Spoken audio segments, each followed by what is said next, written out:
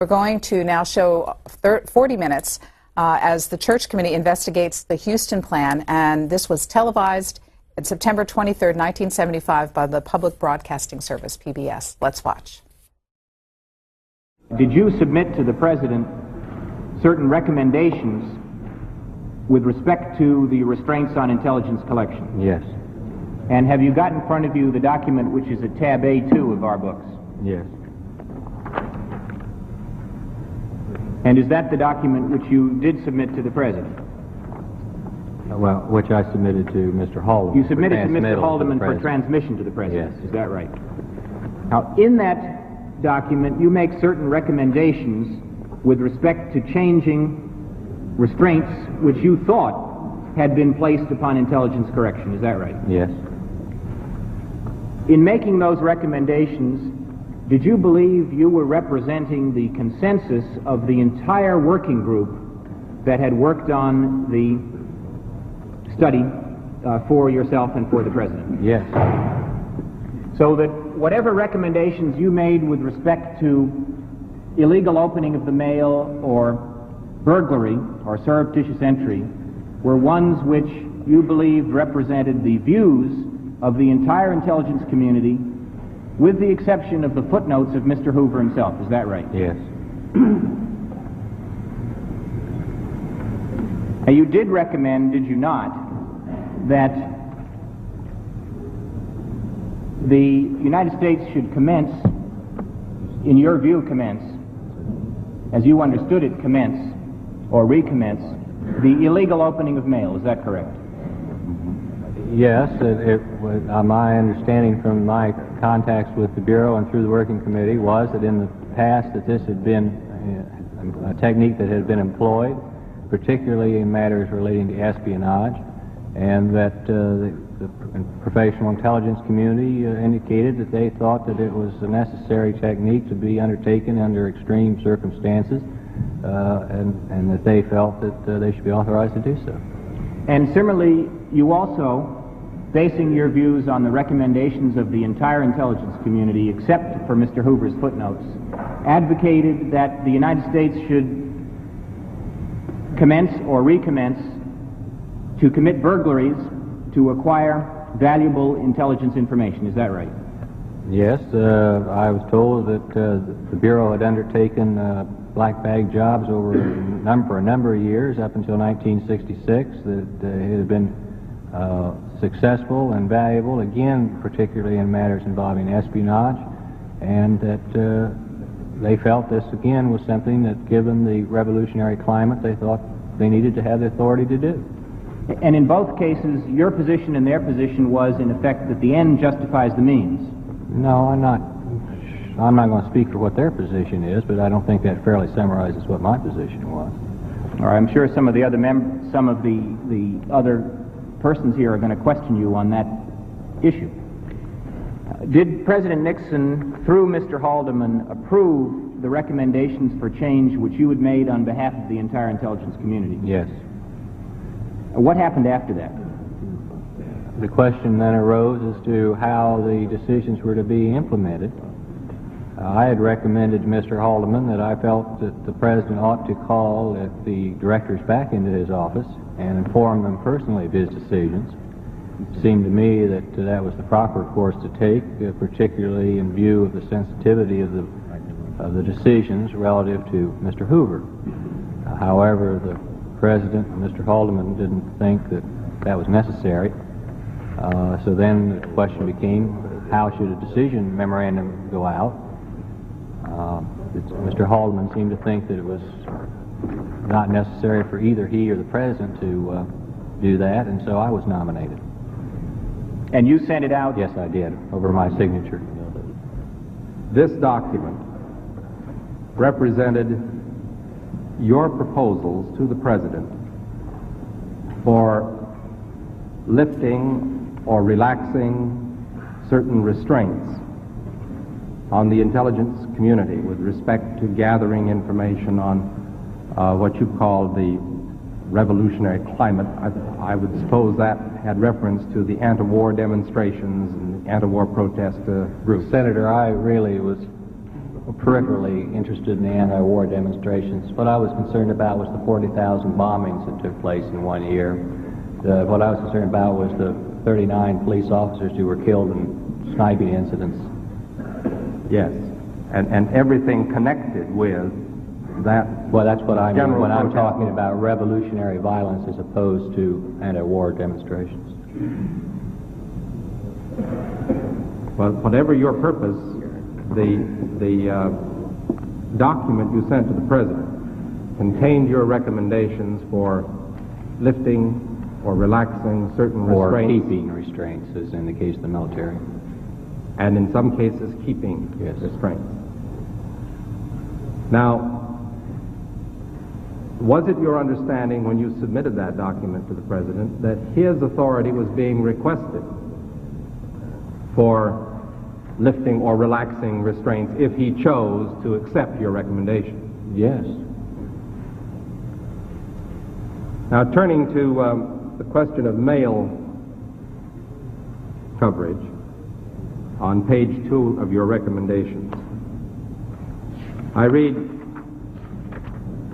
recommendation, restrictions on legal coverage should be removed. And I take it by legal coverage you had reference to the procedure that enables intelligence agencies, law enforcement agencies to look at the envelopes. If the procedure is followed, there is a legal way Yes. for doing that. Yes, sir. Then you recommended also present restrictions on covert coverage should be relaxed on selected targets of priority, foreign intelligence and internal security interests. Now here, you were referring to opening the mail, were you not? Yes. And that was against the law, was it not? Yes. So, you were making a very serious recommendation to Mr. Nixon. You were recommending that he authorize mail openings, even though such openings were a violation of the law. Well, I think what was being recommended was that they be employed in spite of the fact that there was a federal law that prohibited. But as in relationship both to mail and to surreptitious entry, there was, and of course electronic surveillance, there was the whole question as to whether in essence the Fourth Amendment applied to the President in the exercise of his internal security power. And I think that's why I earlier said that when you asked me about our thinking. I think this is where the question arose. In my mind, what we were talking about is something that I'd been told had been done for 25 years. It had been done with the knowledge of the professional intelligence community, the people who had been here long before we got in town and be here long after we left town. The question really was a question of whether inherent in the executive power in matters involving internal security or the security of the state, the President could act contrary to the dictates of the statute. And I think that was the kind of dilemma that we got ourselves in. You were recommending that the President in this case authorize mail openings even though such action was contrary to the federal statute. Yes, sir. Yes. And you have suggested that there might be some inherent right that circumvents the Fourth Amendment to the Constitution of the United States, guaranteeing citizens against unreasonable searches and seizures without a warrant, bearing upon the national security responsibilities of the President. Senator, I think this really goes to the heart of the matter, as you well know, and I think if you recall in the Safe Streets Act, there was a proviso clause in there that said to the effect that nothing in this act is to be deemed to limit the power of whatever power the President may have with respect to national security matters. I think it was that kind of approach to this whole area of Fourth Amendment rights as they involve in terms of national security, internal security, that opened the door to men who in good conscience thought they could go ahead and do it. Now, you yourself have suggested this was a very serious question. Yes, sir. And you were asking the President to take action that violated a federal statute upon the theory that he had some inherent right to do this. Now, since that is such a central question, since it does go to the protection offered American citizens by the Fourth Amendment of the Constitution, did you take the matter up with the Attorney General of the United States to secure his opinion? No. No. No. When you testified earlier in executive session, you were asked the following question. You were not aware of the fact, I take it, that at this time, the time you were submitting your recommendations to the President, the CIA was opening a mail. Mr. Huston, you replied, no. In fact, I think one of the more interesting things in this whole thing is why I didn't know half the things I didn't know when the President of the United States sat across the table from the directors of the intelligence agencies and said, I want a complete report on what's going on. I didn't know about the CIA mail openings. I didn't know about the COINTEL program. These people were conducting all of these things on their own that the President of the United States didn't know about. Do you still stand by that testimony? With the exception that I assume, I guess I can't be positive the President didn't know if he learned from other sources, but I can say that I certainly didn't know about it, and it was my responsibility to see that the President knew what was going on. And to your knowledge, he did not? No, to my knowledge, he did not know. And it would have been a very curious exercise for him, wouldn't it, to look at your recommendations asking for his authority to open the mail if he already knew that the practice had been going on for a long time before his authority was asked? Yes. Yes. And he never raised that with you? No. And 5 days later, upon reconsideration, when he pulled back this report or this directive,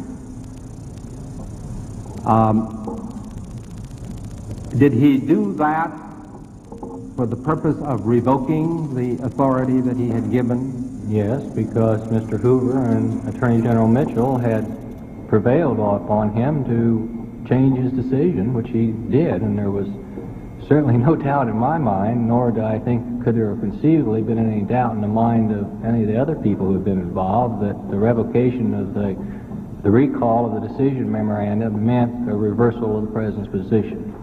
So the President revoked the authority he had given? Yes. For such things as mail openings? Yes. And yet are you aware that the mail openings continued for a long time after that revocation? Well, I've read the Rockefeller Commission report, yes, sir.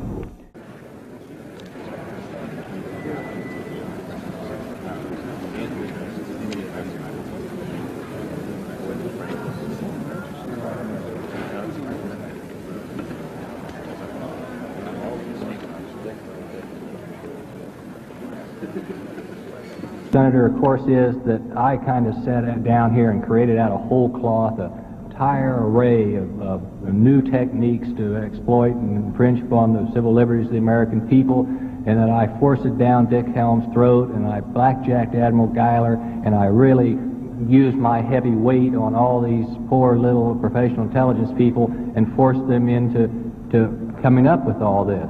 Now, I think the fact of the matter is that the entire intelligence community in the summer of 1970 thought we had a serious crisis in this country. I thought we had a serious crisis in this country. My attitude was that we've got to do something about it. Who knows what to do about it? The professional intelligence community. The professional intelligence community tells me this is what, you give us these tools, we can solve the problem. I recommended those tools.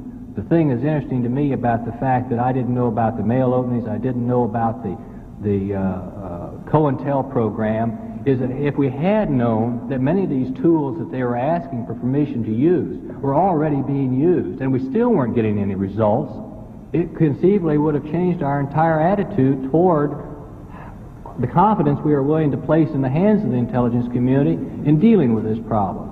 So since I've been out front, as you know, Senator, since the first time we talked back in May when the Armed Services Committee, I mean, I've been out front on this thing. That's the Huston Plan. I never wrote this report.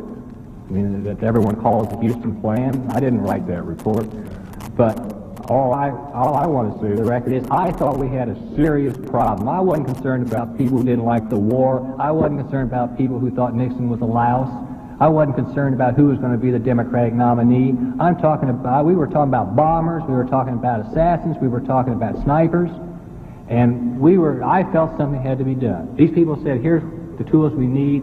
I take full responsibility. I recommended it. So what you're saying is really then that the inspiration for the report in most of its aspects, in the absence of anything but the scantiest of guidelines by the White House, actually came from the agencies involved. Yes, Senator, for example, I never heard of NISID 6. In fact, never saw NISID 6. For all I know, NISID 6 says you can have free lunch in the White House mess. And yet, you know, it's in here as a recommendation. What was your attitude toward the President's decision or the reversal of his decision that resulted in the rejection of the plan? Well, I thought it was a mistake for several reasons. The first reason I thought it was a mistake is that it put us back to ground zero, which was not merely back to ground zero in terms of operational techniques, but back to ground zero in terms of lack of any coordination among the intelligence agencies.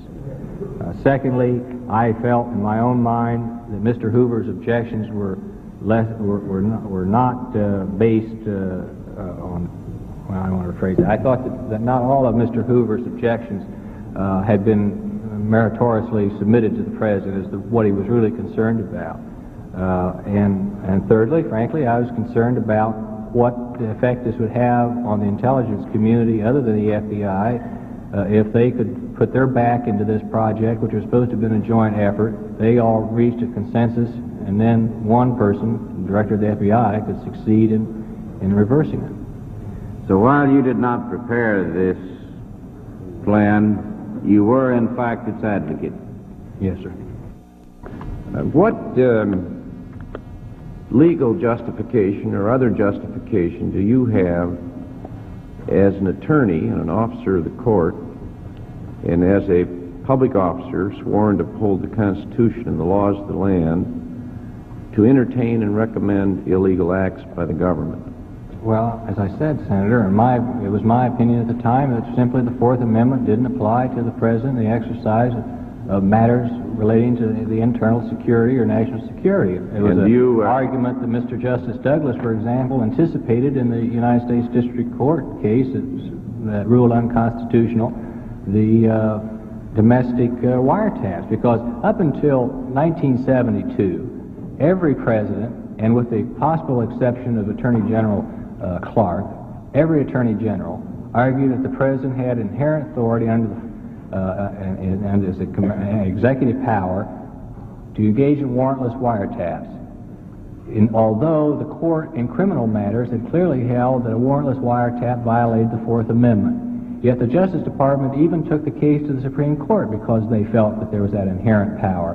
And you and I both know as lawyers that if there's an exception to the Fourth Amendment for electronic surveillance, which is a trespass in common law, then it doesn't take a lot of imagination to extend that from the trespass via the telephone to trespass via surreptitious entry or mail opening. And that's frankly the kind of dangerous road that we were hustling down at this point. All right. If that's your justification, why did you call it illegal then? What you're arguing is that it is legal for the President to violate rights, constitutional legal rights of citizens if he's the President and if he invokes national security as a justification. But you didn't say that in your memo. You said these things are illegal. Now, which is it? Well, I think that for the purposes that seemed to me to be most relevant at the time, that is that the operative action, the operation is going to be undertaken by an individual who, if he's caught, is going to go to jail. He's clearly illegal.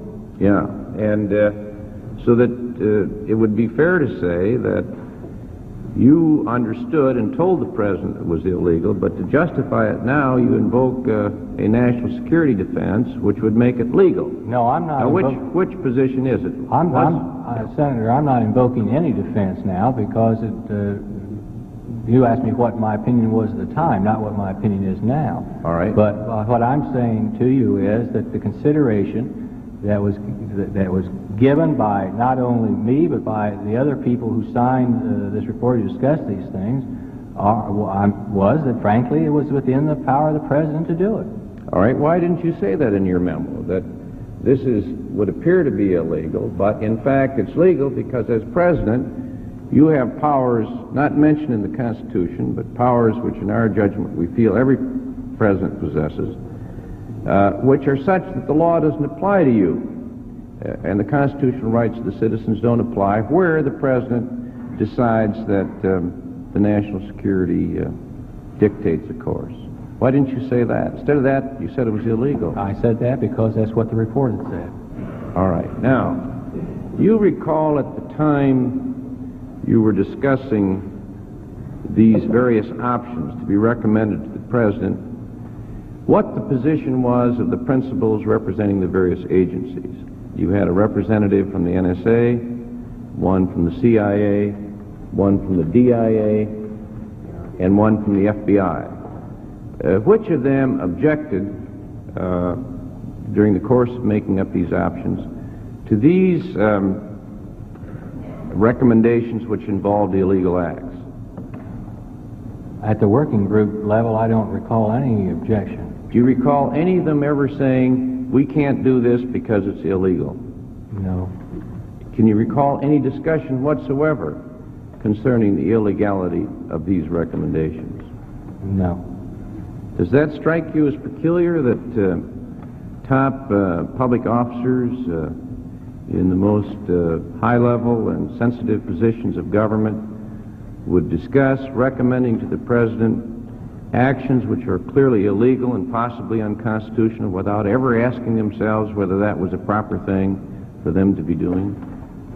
Yes, I think it is, except for the fact that I think for many of those people we were talking about something that they had been aware of, had been undertaken for a long period of time.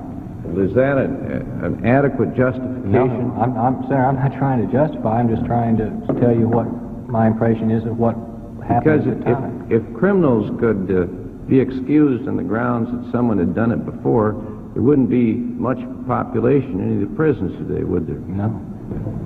What other things were being done, as you later discovered, by the intelligence community that may or may not have been recommended in your report that dealt with similar matters? I think there were several things that were critically important that we should have known about that we didn't and could have very easily influenced our judgment. One, of course, was the COINTEL program, which we didn't know about.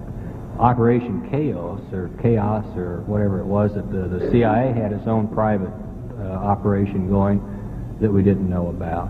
Can you tell us, or is there any reason why the witness should not tell us what COINTEL and Chaos were, the nature of the program? No, there's no reason. The Justice Department has now made disclosures on COINTEL, and I think the Rockefeller report set out Operation Chaos. Briefly, for this record, Mr. Huston, what were COINTEL and what were Chaos? As I understand, the COINTEL program was essentially designed to sow discord and was I don't know what the correct technical term for it is, but it was an offensive program against designated targets by the FBI in terms of...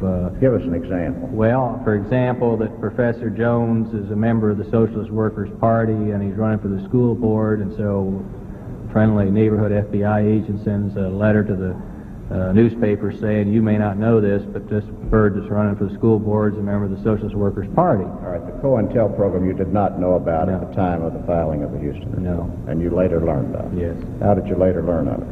Well, when the Justice Department released the report. Do you know whether or not the President of the United States knew of the COINTEL program? I don't believe so. All the information that's been made public indicates that no one outside the Bureau was to know about it, including anyone in the Justice Department. Including the Attorney General yes, and the including President? the Attorney General. What was the other operation? Well, the Operation Chaos, and that is that apparently the CIA had a group set up that was concerned directly with matters affecting domestic intelligence collection or events that were occurring within the continental United States. We didn't know about that. In fact, the impression that we had all along was that the CIA had very little interest in or coverage of areas which we thought were important, which was what happened abroad when these people who were under surveillance by the FBI left the country. That's where we thought the CIA effort should be. All right. I'm told I have only 1 minute left. Mr. Huston, let me ask you this. Do you have any information, can you tell me quickly, who authorized either COINTEL or Chaos? Was it a presidential authorization? I don't think so. I assume not. I don't think any president knew about it. And I think both of those programs were originated before this administration. I think COINTEL went back into the Johnson administration and Operation Chaos. I'm not trying to establish blame, even responsibility. I'm just trying to establish in my own mind's eye whether in these projects the agencies were self-starters or whether someone up the scale may have authorized it. I don't know, except that they were originated in a prior administration, and my understanding is that President Johnson didn't know about it, and I don't believe President Nixon knew about it. Thank you, sir. Thank you, Mr. Chairman. Senator Goldwater. Thank you, Mr. Chairman. I have a watch in front of me, and I will confine myself to 10 minutes. Some of the interrogations have run 15, but I don't have more than 10 minutes worth. I want to speak first about the Internal Revenue Service, and I'm very happy that the chairman has mentioned this subject. Somebody on this committee has likened the CIA to a bull elephant running rampant. I liken the IRS to a rattlesnake sliding along in the grass, probably the greatest threat to American freedom and Americans of anything we have. And yet this morning is the first public indication I've heard that the Internal Revenue Service is going to be investigated, and I think it's time. I notice a report or letter written by you on September 21st in which you said nearly 18 months ago the President indicated a desire for IRS to move against leftist organizations taking advantage of tax shelters. I have been pressing IRS since that time to no avail. In other words, the IRS will protect any organization in this country they feel like protecting and close down on any organization that they feel like protecting. And I think it's high time that this committee or some other committee expose just what we're up against in this country, because the power to tax is the power to destroy.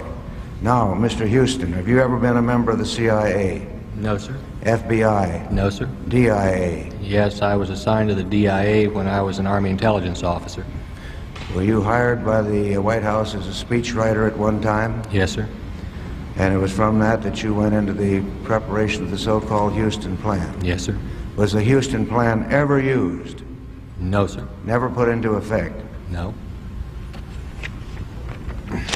What do you think about the Huston Plan as you sit here today? Well, Senator, I think that I still believe that there is a threat that may be characterized and defined as an internal security threat. I think there are people that want to destroy this country. I think there are people that are willing to go to great lengths to do it. I think the two attempts upon the life of the President are symptomatic of that. And so I think there's a great necessary place in our society for an effective domestic intelligence collection effort, and more importantly than collection, for professional analysis of that information. I think that it's perhaps easy to justify the emphasis that we attached in 1970, but I think it's just as easy to discount it. We were sitting in the White House getting reports day in and day out of what was happening in this country in terms of the violence, the numbers of bombings, the assassination attempts, the sniping incidents. 40,000 bombings, for example, in a period. ROTC facilities. In the month of May, in a 2-week period, we were averaging 6 arsonists a day against ROTC facilities. What happened then, I think, is, at least from my perspective, is that we were convinced ourselves that this was something that was going to just continue to get worse until we reached the point where all the people who were predicting police state repression were going to get it was going to become a self-fulfilling prophecy, because that was the only way it was going to be handled. as, for example, I suspected had been true in the Chicago Black Panther raid and in the Los Angeles Black Panther shootout. So my view was that we had to do something to stop it. Mr. White would say that this authorized the extension into every person's mailbox. Theoretically that may be true, although I don't think that the terms that we used in terms of highly selective targets or top priority target was a bit looser than the terms that Attorney General Clark used when he got authorization from President Roosevelt and when President Truman authorized electronic surveillance. But the fact of the matter is that we were motivated, unjustly perhaps, or unreasonably, or unconscionably, by a legitimate concern that was related to the lives and the property of people that were subject to random acts of violence. My view was that I had confidence in the professional intelligence community. These were the professionals. These are the people who had been authorized to solve these problems. What I didn't realize then is that these kinds of programs, although theoretically and conceptually can be narrowly used in the best interest of the country by responsible people, can lead to the type of thing that happened with the plumbers and with the Watergate. Now everyone tries to link the Huston Plan as the precursor of the plumbers and the Watergate, and in my mind that's totally untrue.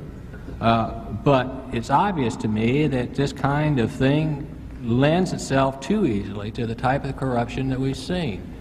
And therefore I've come to the conclusion that whereas I would traditionally have taken the position that I'm willing to run some small risk of infringing upon some small portion of the public's otherwise legitimate rights for the greater good of the security of all the people, I now have come to the conclusion that we have no practical alternative but to take a far greater risk, that there are going to be these kinds of things that we can't deal effectively against until such time as perhaps our recourse is simply to the ongoing criminal process. But I don't want to leave the impression that I think that there's no problem, because I think that we need to deal with this thing in such a way as to maximize the respect for the rights of the citizens, at the same time not destroying the capability of the people acting through their government to protect themselves against those who would destroy this country. Well, I thank you, Mr. Huston, for that statement. I agree with that statement 100%. I have no other questions. I'll just comment that as long as we have Daniel Ellsberg's, some newspapers, journalists, media people, organizations intent on changing the basic philosophy of this country by the same kind of subversion that you are now being at least charged with part way, I think we have to be forever on our toes. And I think you've expressed your purpose well. Every time I pick up a morning paper or an evening paper and I see the disclosure of secrets that I thought were locked up in my brain or my heart or my safe, I get worried about my country.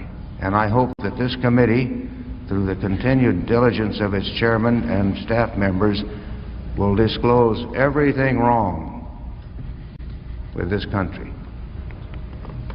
That's all I have. Thank you, Senator Goldwater.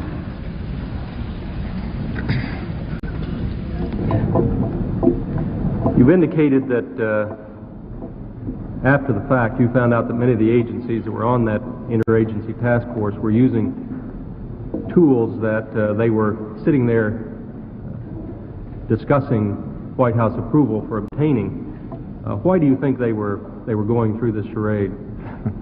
I wish I knew. I don't know. I think part of the problem was that if the other agencies knew they were doing it, there would have been all sorts of problems. Because, for example, the FBI greatly resented President Johnson ordering the military intelligence into the domestic collection area in 1967 because that was their charter.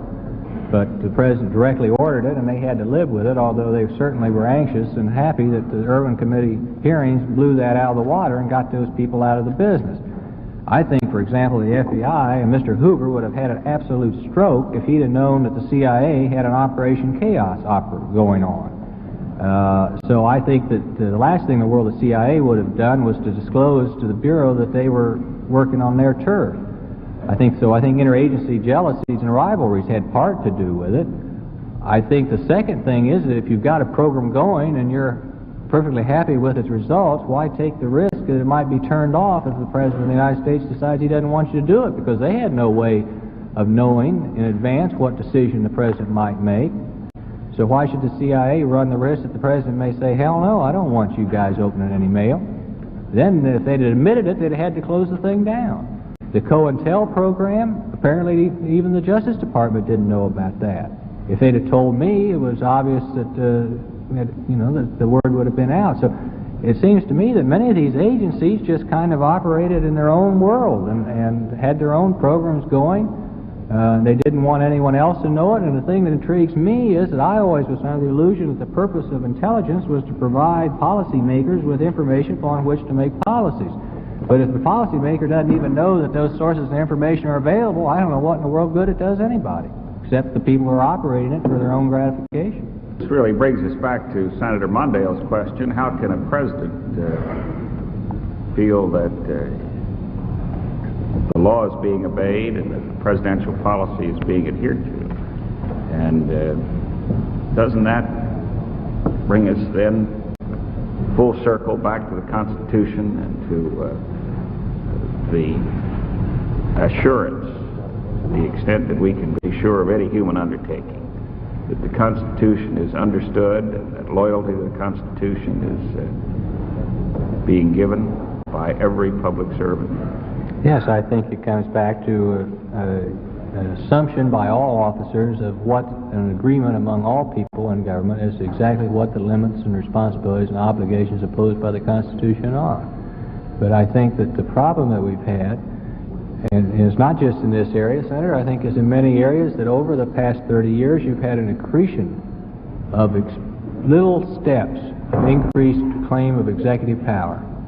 And pretty soon, after a 30-year period, all of a sudden you woke up one morning and here was this creature that had been created that no one along the line had ever really contemplated. Each of these steps, I think, initially were honest steps. I mean, I think most of these, in my belief, that these people in the intelligence community were honest people, dedicated people, wanting to do an honest job for what they thought was best for the country. And I don't think that they were out to destroy the liberties of the American people for any perverse political purpose. But what happened, in my judgment, in this area, where I got sucked in, when I should have known better, and where many other more intelligent, sophisticated people got sucked in other areas, is the whole concept of some inherent executive power that really extends beyond anything contemplated by those who made the incremental claims as we went through the years. And I think that position has been reached, and now there's some hard looks at this and some knocks, and perhaps we're even, in my judgment, a little bit too much the other way. But I think that's healthy, and I think that we're on the right track.